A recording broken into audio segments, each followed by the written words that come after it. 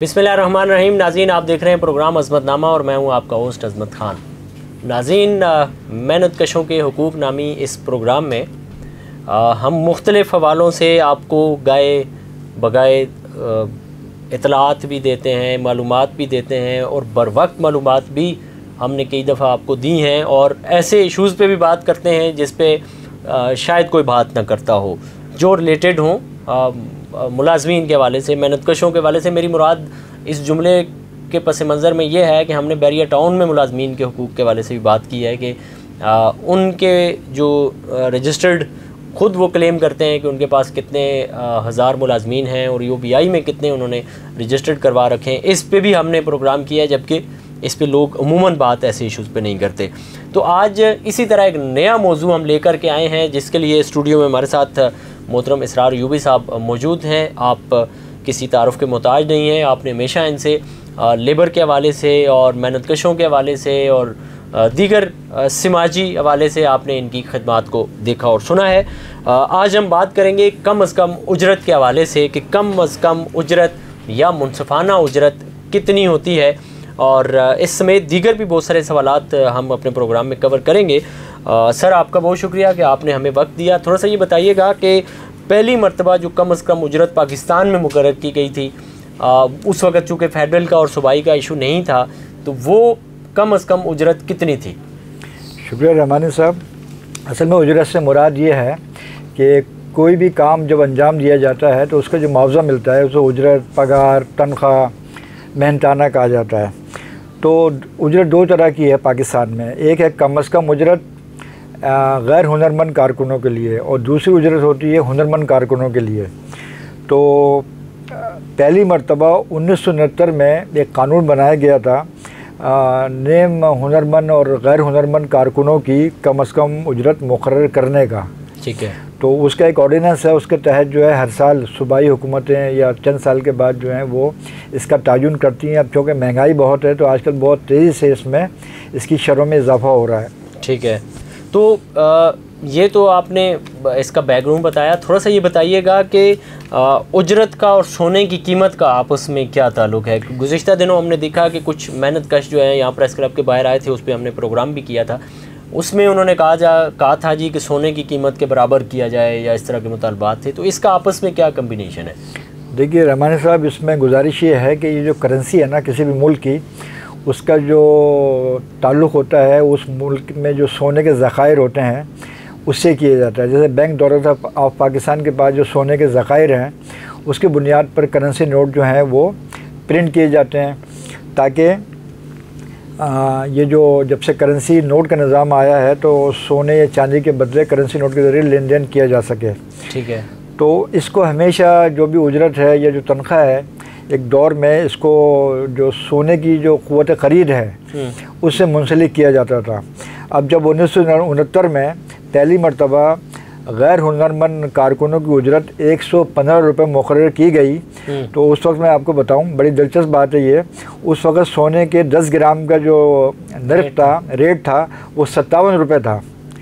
यानी ये अंदाज़ा कीजिए कि जो उस वक्त उस ज़माने का मेहनत कश था वो अपनी जो कम अज़ कम उजरत थी 115 रुपये, उससे वो कम से कम 20 ग्राम सोना ख़रीदने की ताकत रखता था। यानी कि उस वक्त सोना कम था, सस्ता था जी, और मेहनत कश की जो तनख्वाह थी वो ज़्यादा हुआ करती थी। ठीक हो गया। इसलिए जो ऐसे लोग हैं जो अच्छे तजुर्बेकार लेबर लीडर हैं वो कहते हैं कि भाई कम अज़ कम उजरत या तनख्वाहों को 10 ग्राम सोने या 1 तोला सोने के मुसावी किया जाए। ज़बरदस्त हो गया। इसके साथ ये बताएं कि ये मुनसफ़ाना उजरत के हवाले से आजकल बड़ी गर्मा गर्म बहस होती है लेबर लीडर्स के दरमियान, यूनियंस के दरमियान, CBAs के दरमियान। इस पे बताएं कि ये मुनसफ़ाना उजरत क्या होती है? देखिए, कम अज़ कम उजरत का जो तस्वुर है ना बड़ा फरसूदा हो गया। लगाइए कि 1969 से चला आ रहा है। ठीक है। जबकि अगर आप आलमी इदारा मेहनत के जो वेबसाइट है उसको आप विज़िट करें तो वहाँ पर आपको इस नए नए वेजेस के नाम आते हैं। जैसे एक वेज है मुनसफ़ाना उजरत, यानी अंग्रेज़ी में उसे कहते हैं फेयर वेजेस, यानी जायज़ तरीके से उसकी मेहनत का मुआवजा अदा करने को मुनसिफाना उजरत कहते हैं। इसी तरह जो आजकल महंगाई है और उसमें जो हमारे मेहनतकश हैं उनके ख़ानदान का गुजारा नहीं होता, तो ऐसे गुजारा करने के लिए एक है लफ्ज़ है लिविंग वेज, यानी मसारफ़ी उजरत। अच्छा, कि जो उनके अखराजात हैं, जो उनके मसारिफ़ ज़िंदगी हैं, उसके मुताबिक उनको उजरत दी जाए। लेकिन मैं देखता हूँ हमारे बड़े बड़े जो लेबर लीडर हैं, लेबर फेडरेशन हैं, उनके मैं दो बयान सुनता हूँ। एक तो कम से कम उजरत जो है उसमें इजाफा किया जाए, दूसरा उनका अक्सर होता है भाई इसका नोटिफिकेशन नहीं आया।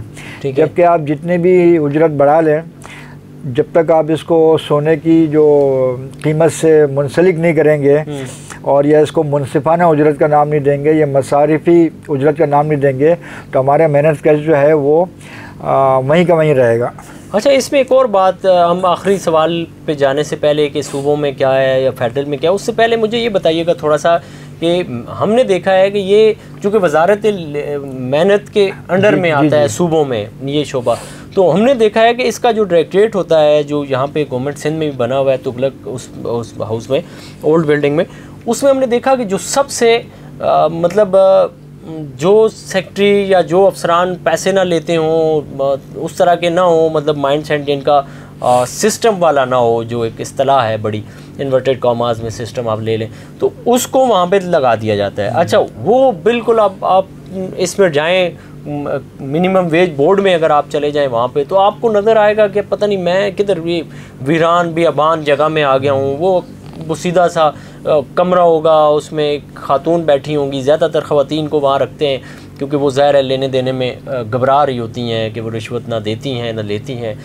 इस तरह की भी ख़वातीन हैं, तो उनको वहाँ पे लगा दिया जाता है। और मैं जाता हूँ चूँकि लेबर्स के हवाले से, तो मैं बड़ा हैरान होता हूँ कि ये देखें, समझो खुडे लाइन जिस अफसर को लगाना हो उसके हवाले कर देते हैं वो वाला शोबा।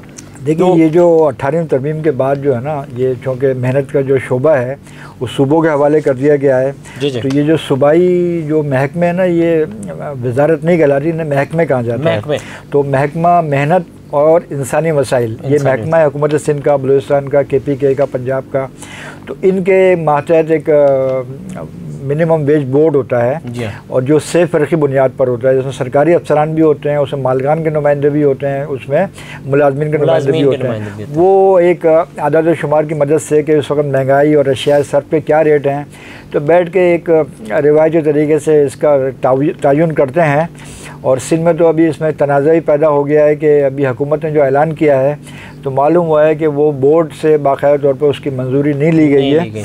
तो ये अच्छा, वो ले भी लेते अगर, तो उसमें आप देखेंगे, हमारा तजर्बा तो ये है कि हम देखते हैं कि इनके जो अफसरान होते हैं डायरेक्टरेट लेबर के अंदर, जो ऑफिसर्स होते हैं, इंस्पेक्टर्स होते हैं, वो जाके अपनी पैदागिरी के चक्कर में होते हैं और इस पे इम्प्लीमेंटेशन तो होता नहीं है। देखिए, आज तक किसी भी मालिक को या आजिर को ना कोई सज़ा नहीं हुई है, जबकि इसके तहत जो है सज़ाएँ भी मुकर्रर हैं, जुर्माने मुकर्रर हैं, लेकिन हम फॉर्म जो है वो बयानबाजी पर, ऐलानात पर जो है ना उसका इन्हिसार चल रहा है, चाहे इसमें कोई भी, उसके लिए बड़ी संजीदा जद्दोजहद की ज़रूरत है। लास्ट में सर ये बताइएगा कि इस्लामाबाद और चारों सूबों में इस वक्त कम से कम उजरत जो है मिनिमम वेज वो कितनी है? जी देखिए, 1 जुलाई से अब चूँकि 18वीं तरमीम के बाद जो हमारा वफाक है वो इस्लामाबाद का जो दारुल हुकूमत है वहाँ तक महदूद हो गया है। तो 1 जुलाई से उन्होंने 32,000 रुपये माहाना का ऐलान किया है गैर हुनरमंद कारकुनों के लिए। इसी तरह सूबा सिंध ने भी 32,000 रुपये का, सूबा बलूचिस्तान ने भी 32,000 रुपये का, सूबा पंजाब ने भी 32,000 रुपये का और खैबर पख्तूनख्वा ने भी 32,000 रुपये का कम अज़ कम उजरत का ऐलान किया हुआ है। अल्लाह करे कि ये 32,000 भी अगर मिलना शुरू हो जाए बहुत सारी जगहों पे, तो हम देखते हैं कि ये भी नहीं है। इस हवाले से आपकी क्या राय है? आपको कितनी तनख्वाह मिल रही है, कितनी उजरत मिल रही है? आप हुनरमंद मेहनत कश हैं या गैर हुनरमंद मेहनत कश हैं? किस तरह का काम करते हैं? यकीनन आपके जहन में भी इस तरह के सवालात आए होंगे, आते होंगे, आपके इर्द गिर्द इस तरह के लोग होंगे, उन तक ये पैगाम ज़रूर पहुँचाएँ।